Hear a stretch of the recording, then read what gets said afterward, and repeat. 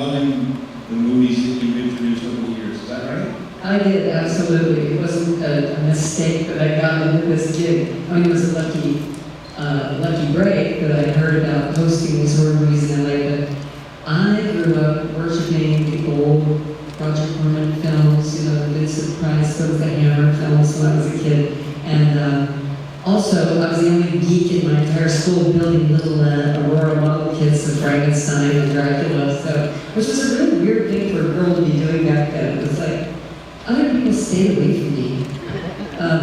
But yeah, I've been into horror movies and that whole genre since I was a kid. So, and also, a thing I forgot, my mother owned a costume shop. I ran a costume shop in Colorado Springs, Colorado, Peterson's Partyland. And I grew up in the costume world. I was dressing up in a costume all inappropriate times of the year. I didn't have to wait for Halloween. I dressed up and went to school in costumes. Another reason that the children stayed away from me. So anyway, I was kind of tailor-made for this gig, I think.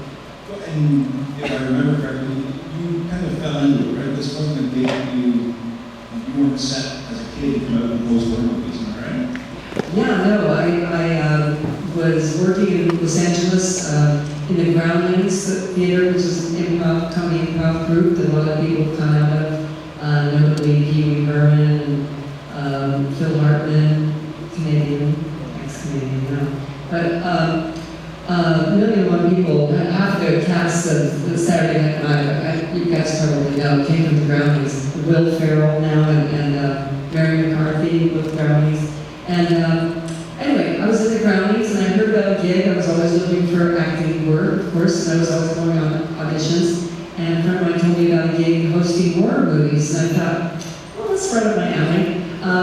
Unfortunately, I was on my honeymoon at the time, and I didn't want to come home from my honeymoon, so I told them I would have to pass. And came back from my honeymoon a couple weeks later, and they still hadn't found anybody, and I went in, auditioned, they came to see me at the Groundlings, and strangely, he liked the character I was doing at the Groundlings. It was kind of a dorky valley girl actress, so it's really like egotistical actress. I don't know what the hell she was. But he really liked that character. He said, I want you to do that character, but I want you to come up with a spooky look. So I was like, okay, those don't go together at all, but as long as you pay me $300 a week, I will do that. So I did it, but it worked out. But the original look that you showed up in costume when you went for the audition isn't who we see now, is it? No, well, originally I went on the audition looking just like myself. And I walked into a room full of women with fangs and long black hair and, black leotards and flowing dresses. It was like, like somebody invited you to a costume party but forgot to tell you to wear a costume. It was that feeling. It was like, oh my God, I really blew it. Nobody said anything about a costume. But then I got the gig, and once I got it, I was supposed to come up with a look. And my initial look, my best friend was an artist. So he drew the picture. He and I were both huge fans of Sharon Tate in the Fearless Vampire Killers. So we went totally for this look that looked like her. It was a long, flowy, see-through kind of pink gown that was all tattered and real white face, long red hair, and kind of black circles under her eyes, kind of dead girl kind of look. And the station managers looked at that and were like, no, you have to wear all black. You gotta be all in black. And I'm like, I was like, really? That's so typical. And anyway, we went back to the drawing board, and that's what my friend Robert came up with, is this look. And he did the typical vampirist kind of look, but I like that he did his favorite singer of all time, Ronnie Spector's hairdo. And that really changed it up, he calls it a knowledge bump. I don't know where he got that, but that's what he said it's called. So the hair, and also he did the makeup from a kabuki theater makeup book that he had. So let's change it up a little. And then the black dress, he just made us look at the sexiest humanly possible that you could get away with on TV. And it worked. You had no reservations on your end from showing off your assets throughout the show? No reservations on my end. I am a former showgirl in Las Vegas, so everybody was saying things to me like, oh my God, what does your mother say about you being on TV in that outfit? And I go, she is just go out and find wearing clothes. So, yeah, as far as they were concerned, I was just coming up. It was great. So what was it like when you first started hosting these movies? Were you nervous? Were you excited? Was it just another gig that you figured this wasn't going to last? It was just another gig that I figured wasn't going to last. I've been through a lot of parts on TV. I've been playing a deaf mute on Fantasy Island.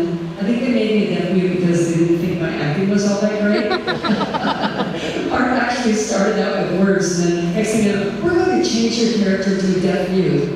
What's that? I've been on that. I've been in Cheech and Chong's next movie with one line, and it was funny that if anybody saw that Cheech and Chong's next movie that I'm in for about 2 seconds, I played.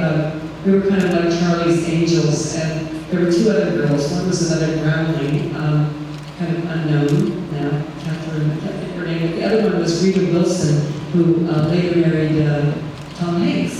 So she's doing pretty good. But we were the Charlie's Angels. So anyway, one of my big parts.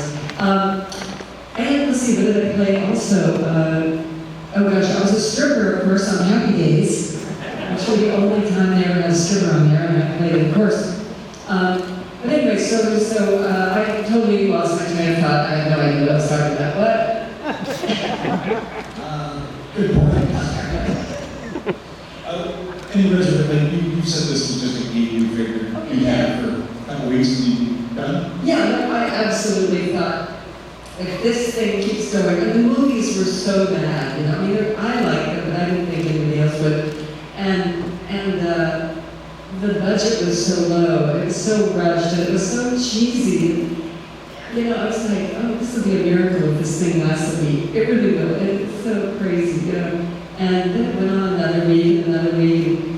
I'm like, what the hell? And then I started getting phone calls in the middle of the night. You know, I'm listed in the phone book, Cassandra Peterson, at my address, at my house. You know, I started getting calls all night long, all day long. And Like creepy calls or just? all kinds of calls. Like, will you come to my hair salon? Will you come to my opening up my supermarket? And creepy calls too. Yes, I'm breathing. That's why we came up with the character, the breather, because I'm getting those kind of calls.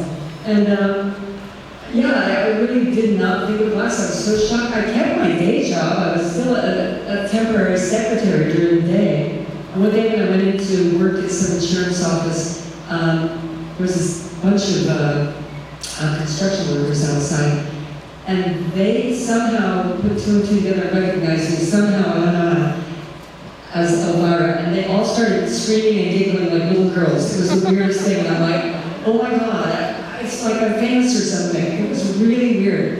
And then I thought, this thing is going to actually keep going, and it did. One of the funny things is that the show obviously didn't have that much faith in the show either, because they were renting the couch and you know, from a prop house every week, and then like 6 or 7 years later, somebody realized that they hadn't stopped renting the couch. You know, they could have bought the couch for like $200 or $300, but they were paying $150 a week to rent it. So I bought the couch for them for $300, and I say it's the world's most expensive couch. I think they added up to about $27,000 in rent for the couch. You still have that couch? I still have it, and I'm sure that prop guy doesn't have a job. So, over the years, you have hosted dozens and dozens of films, and you just did, this past Halloween, you did, it was 13 for Hulu, is that right? I did 13 movies, 13 Nights in Niagara for Hulu, and I'm very happy to say we got all the movies from Charles Band, who's here, signing autographs. Perfect movies. I mean, like, oh my God, we have Puppet Master and oh God, the movies are blanking. I told him myself, I'd be lucky if I could remember my name. My brains are slightly fried from writing names all day. The Puppet Master and oh yeah, Gingerbread Man. Oh my God, I love Gingerbread Man because I have to put Gary Busey down. Anyway, and Evil Bomb 2 with Tommy Chong. Okay, so right up Elvira's alley, if you know what I'm saying.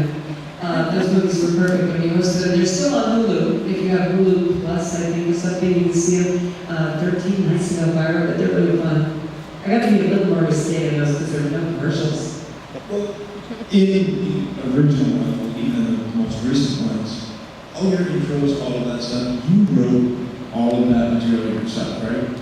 I write all my material myself with a writing partner. I always have a partner. I had, for many years, 21 years, I had John Paragon, who you guys may know as Johnny the Genie from Pee-wee's Playhouse, that head in the box. And he's more than just a head in the box. He is my co-writer. And so John wrote almost every single project with me, and then including Mistress of the Dark.